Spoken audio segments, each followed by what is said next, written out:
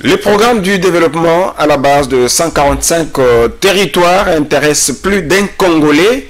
Aujourd'hui, impatient de voir son milieu se développer, raison pour laquelle nous sommes restés à scruter la politique de gestion dans les provinces à l'intérieur de la République démocratique du Congo, bien entendu. Il n'y a pas longtemps, j'avais reçu sur ces plateaux le président national de la nouvelle génération pour le changement, Mardochien Sili, qui nous a parlé un peu de l'évolution ou de la gestion orthodoxe dans la province du Lualaba avec Fifi Masuka. Mais sur ce plateau, j'ai reçu un autre son de cloche avec un journaliste d'investigation. Il s'agit bel et bien, vous le devinez peut-être, de Monsieur Henri Levôtre Kalala. Bienvenue et merci d'avoir répondu pour la deuxième fois à notre invitation. Merci Jean-Paul et bonjour. Bonne mine ce matin, bien vêtu, bien habillé. Ah, merci beaucoup. À la manière d'un bon journaliste. Alors, je voulais que vous rassuriez quand même à nos téléspectateurs, regardez la caméra, que tout ce que vous direz sur ces plateaux sera rien que la vérité. Et vérifiable. Merci beaucoup, c'est le magazine Excellence. 30 minutes de débat autour de cette question très importante qui nous intéresse aujourd'hui. Mais déjà d'entrée de jeu, Henri Kalala, une année de Fifi Masuka comme gouverneur ad intérim. Ça vous tente d'apprécier le bilan? Le bilan de Madame Fifi Masuka au regard de ce qui s'est vu sur terrain, à part le vent que l'on vend, c'est tout à fait négatif. On vend le vent. On vend tout simplement le vent. Mais ça, on a entendu parler à l'époque de Richard Mouyej. Ici à Kinshasa, quand vous y êtes, et quand vous voyez les images venir du Lualaba, vous les acceptez tout de suite. Mais au fond, quand vous regardez ces choses pour nous qui... Il y a quand même des routes qui sont asphaltées. Quelle route par exemple? Parce que les routes qui sont au Lualaba sont... RM39. RM39, mais le travail il était déjà fait avant. C'est le travail que Mouyej a laissé. La partie que Mme Fifi Masuka a donnée à l'entreprise... Mais attendez. On me parle de 4 projets que Mouyej a laissés qui n'ont pas bien décollé. Et voilà, que Masuka est venu. Vous savez quoi, Jean-Paul? Ne suivez pas ce qu'on vous dit ici. Quand un projet il est lancé, il est lancé. Les projets, ça prend du temps, c'est un processus. Mais non, on peut poser juste une pierre et puis on abandonne, c'est fini. Pour la RN39, par exemple, l'argent était déjà là. Et c'était géré par Sopeco, la société nationale, qui gère cet argent, qui devrait travailler avec Rexet. L'argent était déjà là. Quand Mme Fifi arrive, elle trouve que l'argent était déjà dans les comptes. Et le ministre, il y a un ministre qui a perdu le boulot parce qu'elle a dit la vérité droit dans les yeux de Mme Fifi pour dire Madame, l'argent pour cette route est déjà là. Ça ne sert à rien de décaisser encore l'argent pour mettre sur la même route parce que ce serait la superposition des contrats. Et le ministre a perdu le boulot. C'est ça les droits là-bas. Et mais allez-y aujourd'hui au Lualaba quand vous êtes sur cette route. La partie que Crex était en train de travailler au-delà du pont Lualaba, parce que nous connaissons le Lualaba, c'est déjà bien fait. Mais regardez ce qu'a fait la société synonyme, qui pour la première fois, c'est une société qui est spécialisée en forage de puits d'eau, qui tente la première expérience avec la route nationale numéro 39 à Kolwezi.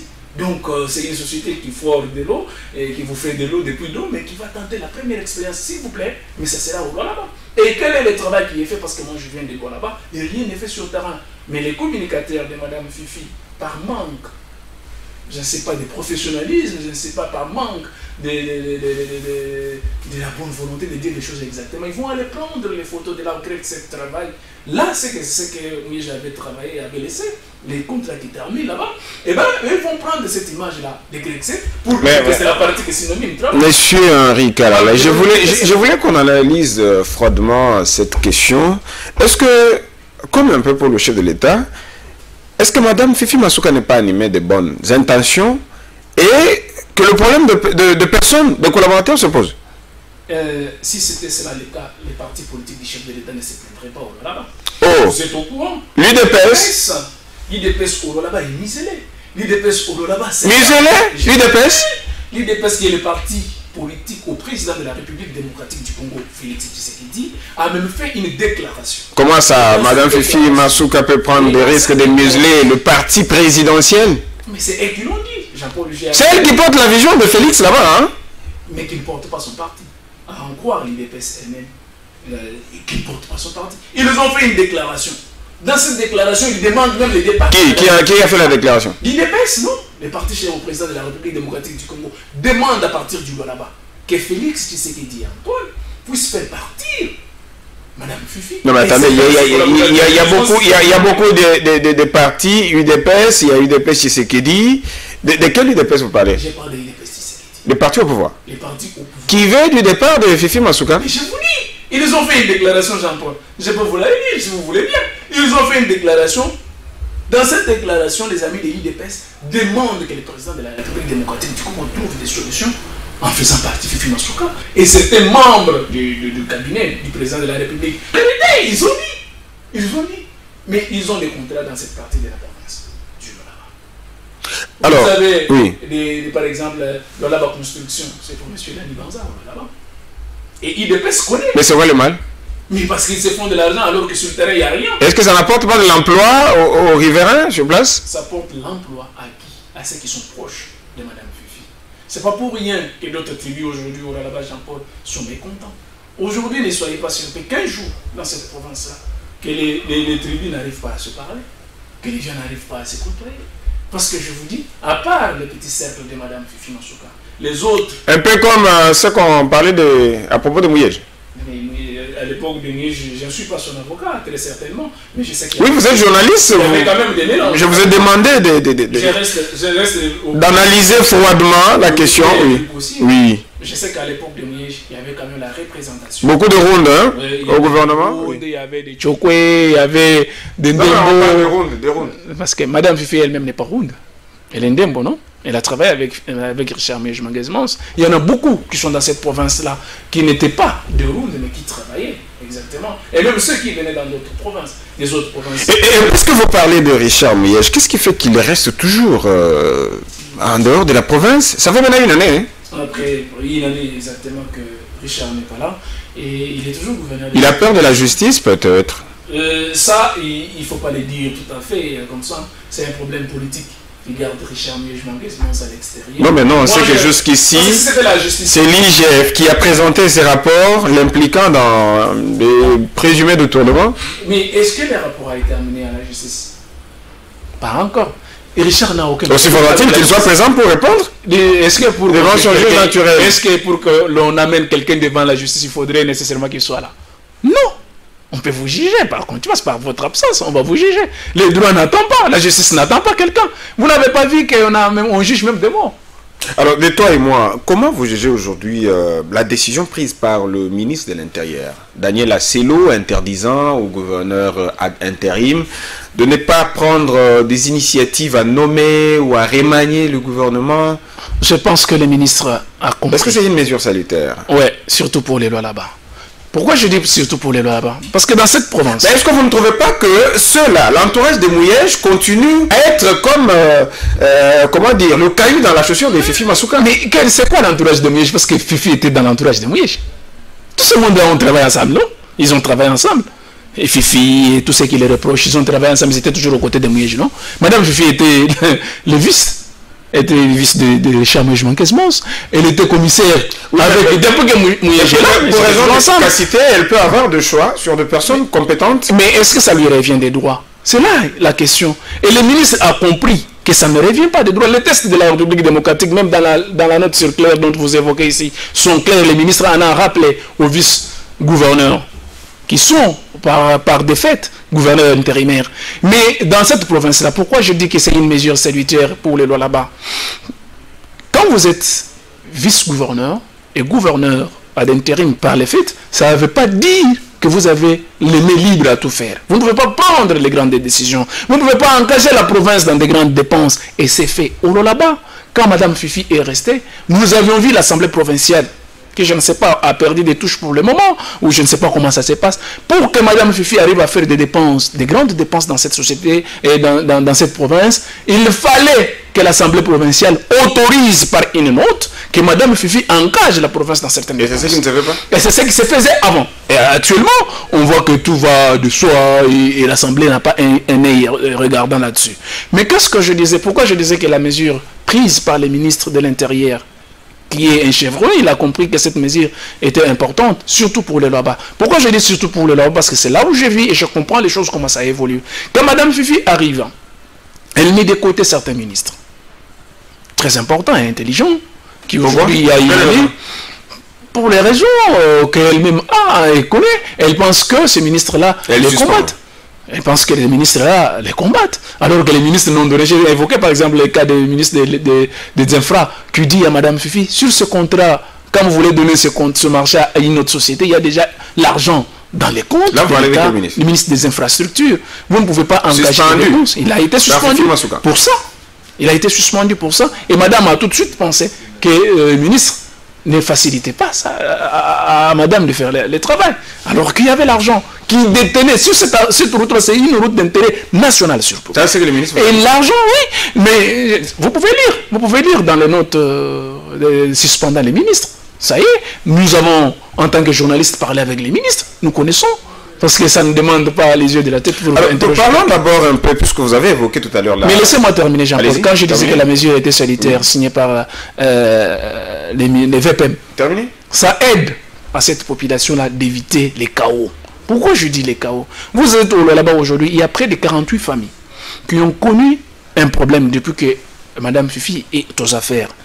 Il y a des suspendus, il y a des révoqués, et il y a les mouvements des personnels.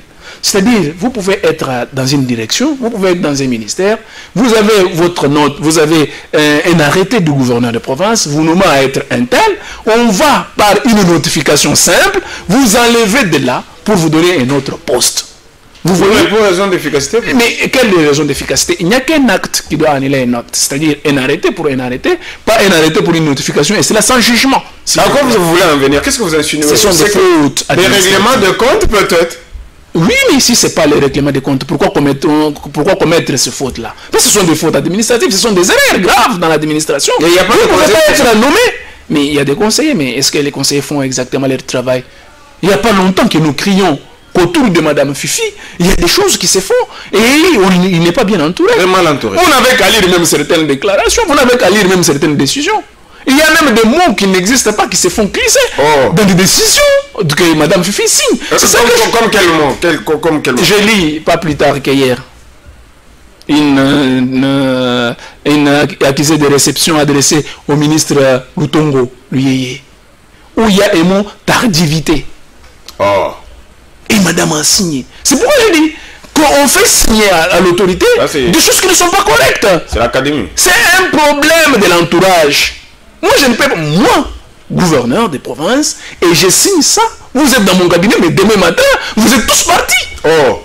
Mais oui, vous êtes tous partis. Parce que vous ne faites pas votre travail. Monsieur. La personne du gouverneur, s'il vous plaît. Oui. La personne du gouverneur, c'est une personne la plus occupée. Je suis plus occupé. Il y a des choses qu'il faut régler à gauche, à droite. Mais c'est à vous, mes services. Vous êtes à mes côtés. Pourquoi? Pour m'aider à lire correctement, à voir correctement les choses. Mais si je ne vois pas, et si moi quand je viens en précipitation, je vous fais confiance, vous me donnez un document, c'est quoi? Non, c'est la réponse qu'on a réservée à tel. Ok, d'accord, je signe, parce que je vous fais confiance. Mais quand il y a des erreurs là-dedans, mais je tombe sur vous tout de suite, vous êtes tous partis. Alors, vous avez évoqué tout à l'heure le mécontentement du parti au pouvoir, l'UDPS, et j'ai essayé de voir la déclaration. Nos amis de l'UDPS, du parti au pouvoir, ils disent que la gouverneure intérim, Fifi Masuka, travaille contre le chef de l'État. Et vous trouvez que c'est la vérité? Mais ils ont dit la vérité. Quand vous travaillez mal, Jean-Paul, vous n'êtes pas dans la vision du chef. Moi, je pense que c'était seulement les choses qui se passent là-bas. Je l'ai dit autrefois, j'avais trouvé le mot exact, c'était seulement cosmétique. Quelque chose pour embellir. Mais au fond... Donc Fifi Masuka travaille mal. C'est ça l'interprétation que vous donnez. Les travailleurs à Félix Tshisekedi qui palpent la chose. Cette fois-là, ça c'est des politiques. Nous, on le disait sur ce plateau, nous l'avions dit avec vous autrefois, si vous vous en souvenez, qu'il y a la malversation financière, qu'il y a des sociétés qui gagnent l'argent là-bas, que vous avez par exemple Congo Invest, les gens qui viennent des Côte d'Ivoire, qui gagnent 2 millions là-bas, alors que là-bas, il reste que de tout. Les routes sont mal faites. Il n'y a pas de choses qui sont bien faites. Vous avez un contrat mal fait. Très mal fait. C'est quand vous construisez mal, papa, vous dépensez inutilement l'argent. Vous avez des contrats par exemple. Vous entendez par mal fait. Vous avez un contrat de... Il n'y a pas de canalisation, il n'y a pas... Oui, mais quand on les fait comment? Ce sont des gens qui ne sont pas expérimentés. C'est gaspiller de l'argent à la va-vite. J'avais les contrats par exemple de Sinomine avec cette histoire d'éclairage public. 5 000 $ pour un poteau en PVC. Alors qu'on peut le faire localement à 1 400 $, mais cette fois-là en métallique. C'est pas dilapider de l'argent. Est-ce que c'est pas travailler contre Félix Tshisekedi? C'est qu'un exemple que j'ai évoqué. C'est une question de curiosité. Est-ce que entre Fifi Masuka et l'ancien gouverneur, s'il faut l'appeler ainsi, Richard Mouyej Manguez, est-ce que le courant passe? À leur niveau, je ne pense pas. Je ne pense pas parce que j'ai même appris, il y a 48 heures, que Mme Fifi Masuka a autorisé que l'on enlève les policiers qui gardaient les résidences du gouverneur. Oui, mais pourquoi? Mais là, je ne sais pas. C'est justement la question que j'allais vous poser. Là, je ne sais pas. Pourquoi on va encore finir, mais j'ai posé la question, même aux voisins du gouverneur. Et les gens qui sont tout autour, les gens qui sont au loin là-bas, même les proches du gouverneur, m'ont dit que c'est la vérité, la résidence du gouverneur de province n'est pas sécurisée, pour ne parler que la résidence officielle, il peut en avoir autant. Ni pour ne parler que la résidence officielle du gouverneur, on a enlevé la police là-bas. Elle a estimé que... Mais pour quelle raison? J'aurais aussi appris que ce serait que cette police occasionnerait, je ne sais pas quoi que ce soit, dans cette province-là, il faut d'abord l'enlever. C'est pas vrai. Et on a enlevé cette police. Je vous dis, la résidence du gouverneur Richard Mouyej Manguez aujourd'hui, certainement, je vous dis des choses avec ma main droite sur la poitrine, qu'on a enlevé la garde. Et ça, est-ce que sa famille y vit? Oui, Richard, sa famille, ses enfants sont là, non? Ses membres des familles sont dans cette province. Et on les a laissés sans sécurité. Et cette famille est restée aujourd'hui sans sécurité. Sans sécurité. Sans sécurité. Je pense qu'ils vont recourir tout de suite à la sécurité privée avec les vigiles. Est-ce que c'est aussi vrai, vous l'avez dit à demi-mot sur ces plateaux, est-ce que c'est aussi vrai que les communautés au sein de la province du Lualaba ne vivent pas en harmonie? J'ai parlé avec certains, oui. Ils ont dit que ça ne va pas. Ça ne va pas parce que la province est prise en otage par un groupe.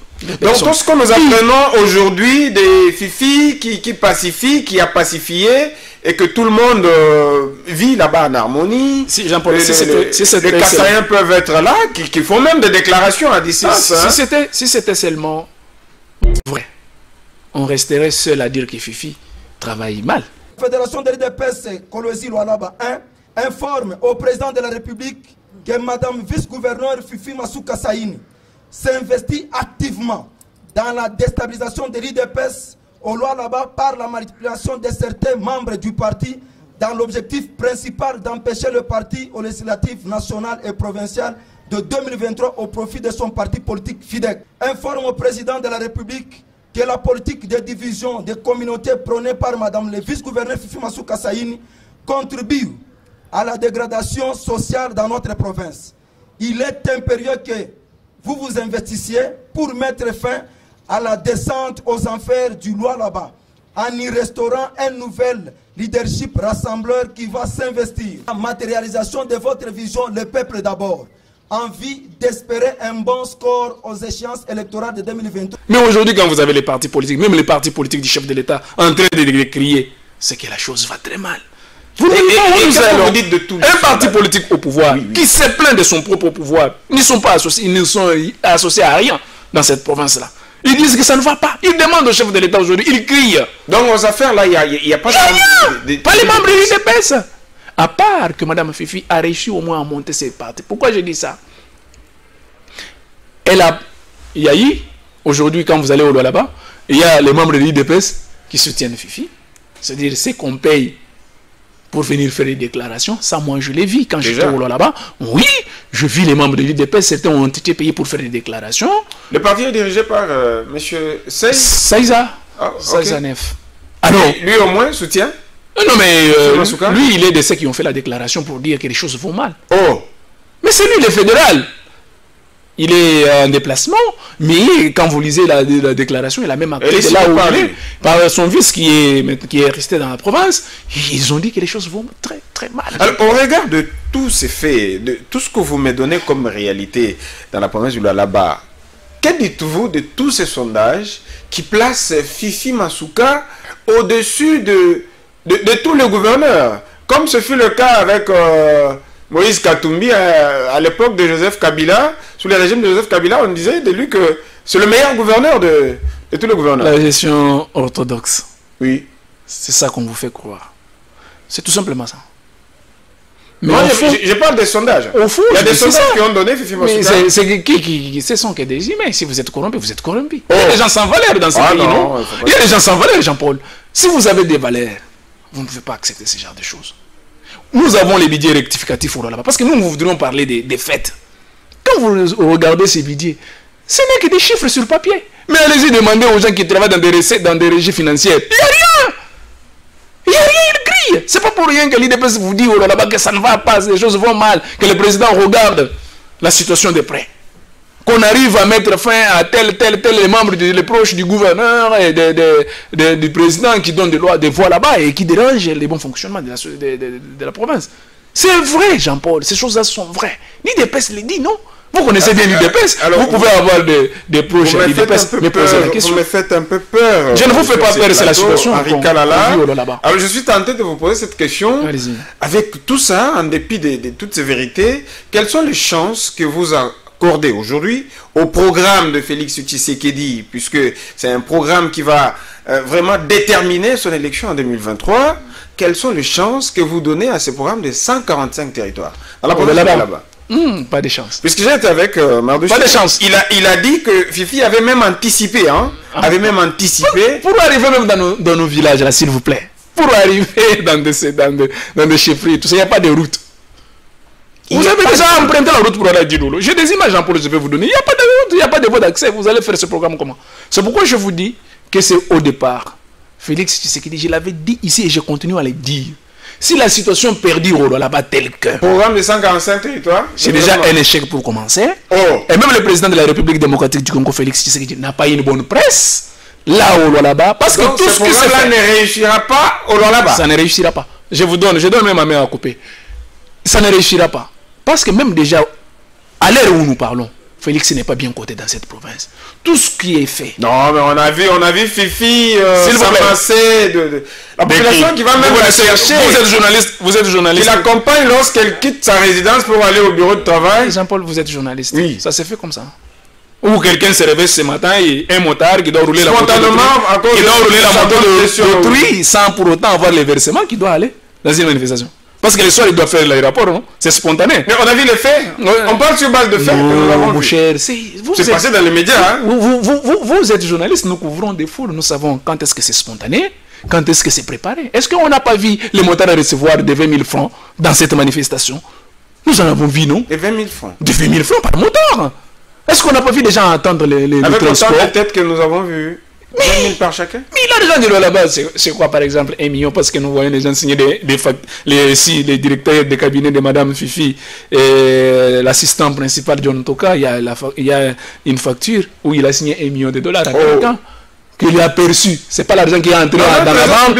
Oui, il a reçu comme ça, il a mis dans son sac. On n'avait pas vu les images qui circulent sur le net où l'assistant principal John Toka, je pèse mes mots et je suis sans crainte. Je suis sans crainte. Oui. Je suis sans crainte. Je sais que même si la justice venait, je prouverai. Parce que j'ai les documents avec moi. Donc, quelqu'un qui prend 1 million. $1 million. Et il empoche ça. Il a signé sur un bout de papier. Vous voulez que je vous le donne? Ce bout de papier, je l'ai encore. Je peux vous montrer la photo. Et les Chinois ont réclamé les 1 million. Ou là-bas, les Chinois sont en train de faire les mémorandums. Les autres ont commencé déjà à réclamer. Je vous dis, ça ne va pas. Et nous n'avions pas vu l'assistant principal, John Tokar, l'assistant de Madame Fifi, dans des Nganda signé les contrats pour octroyer. Vous exagérez. Je suis dit, là-bas. Vous exagérez. Dans un Nganda, s'il vous plaît. Dans un bistrot. Il n'a pas de cabinet. Il a signé, mais l'argent de l'eau là-bas, c'est partout. Non, on peut les prendre partout.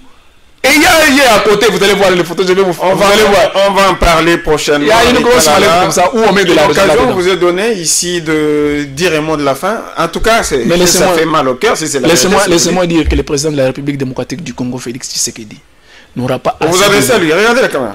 N'aura pas assez de voix au Lualaba si la chose continue comme ça. Parce que plusieurs sont les Lualabais qui aujourd'hui pensent que Félix Tshisekedi occasionne la situation qui est au Lualaba. C'est-à-dire les détournements des fonds, les signatures qui se font dans des bistrots, la réception de l'argent, la chasse aux sorcières, le détournement des fonds, l'affectation des fonds sans base. On pense au Lualaba aujourd'hui que c'est Félix Tshisekedi qui occasionnerait cela. Et quand quelqu'un vous pose la question, il dit ni Félix, oui, ni bien toi Félix, Ibi. Et les gens sont comme ça au Lualaba. Il y a cette frustration et on pense que c'est le président de la République. Pour vous, la solution... Et j'écris. c'est d'enlever, d'extirper de la province, Madame Fifi? Non, mais c'est pas à moi de décider. Mais cette province a un gouverneur. Il y a des autorités à partir de Kinshasa. Félix Tshisekedi. Il faut voir la chose de plus près.